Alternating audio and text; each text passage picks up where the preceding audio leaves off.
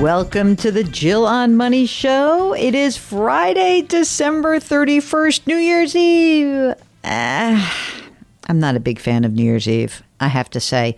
I used to call it amateur hour when everybody would go out to dinner and you'd just have the worst service and pay up. But if you want to do that, fine, go ahead, do it. Makes no difference to me. And I am, of course, recognizing that people want to go out. So go on, have fun. It's great. If you've got a financial question, we are still doing this broadcast amid holidays and holiday times. So just go to JillOnMoney.com, click on the contact button, and send us your question. You never know. We will maybe answer it on the air, or maybe you'll come on the air with us.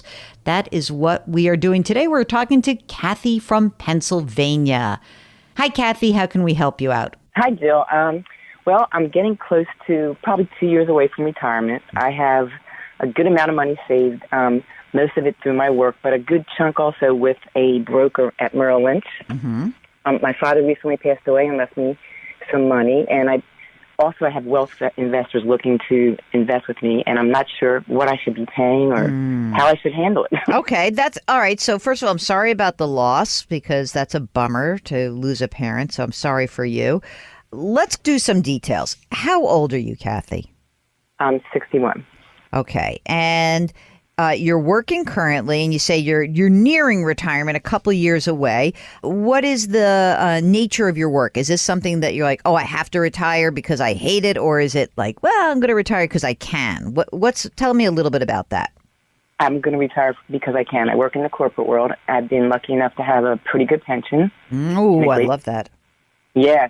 Well, I do have questions about that. It's probably a separate call. But that's okay. We're gonna. You own us right now, so we're going to go through everything. So, how much do you earn right now? Probably it depends based on bonus. About 140. Okay. And are you partnered, married, or is it just you?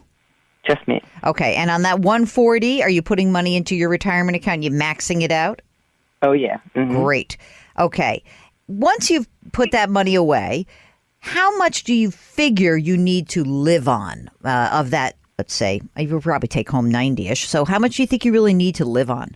You know, I use what I keep because I've saved so much. I have a very small mortgage on my condo here, and I own another property in New Jersey. So I probably need half of that. Half of that meaning half of the 140 is 70, or half of that meaning that you need less? Tell me.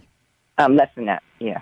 So half, I was thinking half of the night. Well, I mean, I don't have that many. Let's call it 50, because I want you to have some fun. Okay. All right. You're young. You need so let's say you need $50,000 a year. How much will the pension be? Well, that's the good news. I think it's about that. Woo! Yeah. Okay. I'm actually in really good shape. My question is, I want to preserve a legacy for my kids. So what I did a couple years ago is I pulled money that I could take out of my 401k and moved it over to Merrill Lynch, and he's done a pretty good job of.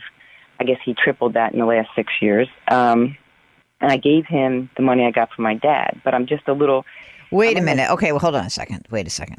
Tell me, what did you, when you say I gave him from my 401k, you mean, what did you actually have him manage? Is it a retirement account or a non-retirement account?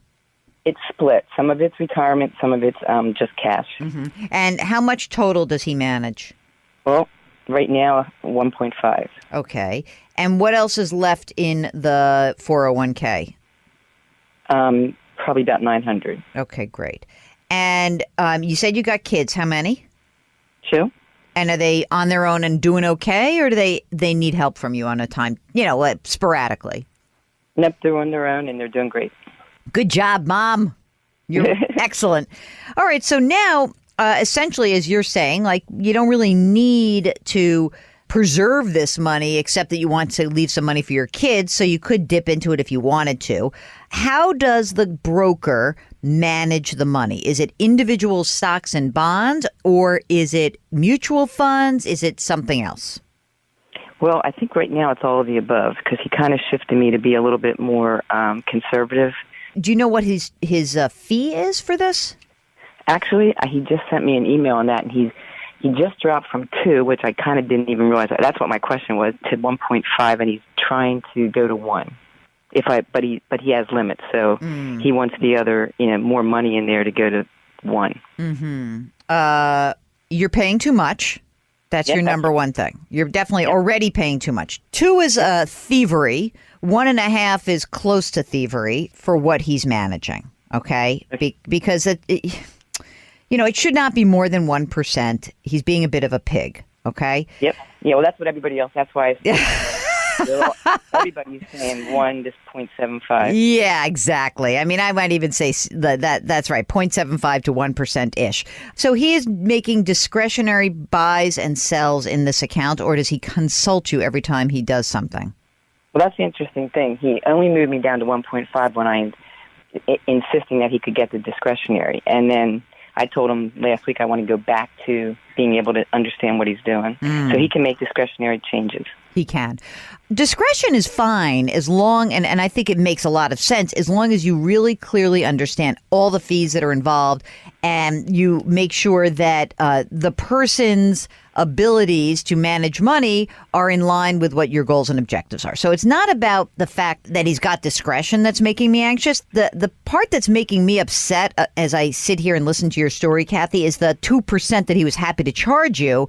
And that is like a big red flag to me, because really, you're in the corporate world. If you feel like you don't charge someone as much as you can get away with, you charge someone what is the kind of the going rate for your services. Is this guy doing anything else other than actually managing money for you? That's the question. Well, actually, to answer your question, I do think he kind of, I've actually in the last, I would say year, made him understand about what my goals are. And he has met with me and brought in other advisors for different pieces. So he is claiming to be in line with the goals and objectives of where I want to go. Good. Perfect. Okay. What else does he do? In other words, do they do actual do they do planning for you? Have they run retirement numbers or not really? Yeah, they have. He does it on a yearly basis with me, and he said he would do it more. Now that I've gotten all that money from you, I must figure out how to justify it. Exactly. Oh, brother, I'm so bad. Okay, and have you met with other financial folks who are trying to say that, you said, oh, that's what everyone says. So tell me the other kinds of people you've met with. Well, I'm actually just lining up interviews now. So I've met with, or I've talked on the phone with a couple money managers that I think their biggest problem is that he not only makes, probably to your point, I don't understand how he's making money changing things within the stock portfolio and if he's making money there. And they're claiming that they would just manage the money and not make that double dip, I guess. Yeah, exactly. Because there's a lot of ways to kind of lard up a portfolio with fees. One is that you could say, every time there is a transaction, a buy or sell, that there is some commission attached to it. But of course, if you're paying a fee-based 1.5%, chances are that's not what's happening. But if there are other things in the portfolio, like a Merrill Lynch mutual fund in there, then they're sort of getting that money, especially if they're buying any individual bonds. There are markups inside when you buy and sell an individual bond. So it can be a little bit thorny. One of the things you can ask him is, how is it that he is a CFP who's putting your best interest first, but he's been charging you 2% when the going rate's half that? So that's maybe one thing to ask. And you want to be very clear about what kind of conflicts of interest that exist between him and you. Like, is he putting you into, again, a Merrill Lynch fund? And when you talk to other people, you ask these same questions. And I think that in reality, you don't have a huge, complicated situation. You've got a pension that will be coming in to cover most of your needs. You'll eventually get Social Security. You've got a pile of money. And now, honestly, if you really want to compare it, you could go to an automatic investment platform. You can go to Betterment or Wealthfront. You could pay 0.25% to probably get the exact same performance. All right, maybe you don't have an inheritance that you need to manage like Kathy, but there are lots of different things going on in everyone's financial life. End of year brings up a lot of planning opportunities, but it also might get you to consider new things that you want to do differently. If that's the case, hop onto the website, JillOnMoney.com, click the contact button. Well, at the end of the year, I know I want to give thanks to all of you who make this show possible. And also to the good people at Cadence 13 who distribute the program, and Joel Goodman who composed our music. But no one more than Mark Talercio, our executive producer, is more responsible for the success of this show. He is invaluable to all of us and to this community, but to me personally. So Mark, Happy New Year, and thanks so much for everything. I'm putting my hand on your back and really shouting out to the world that I have such gratitude for you. Okay, grit, growth, grace. Be careful out there. We'll talk to you in 2022.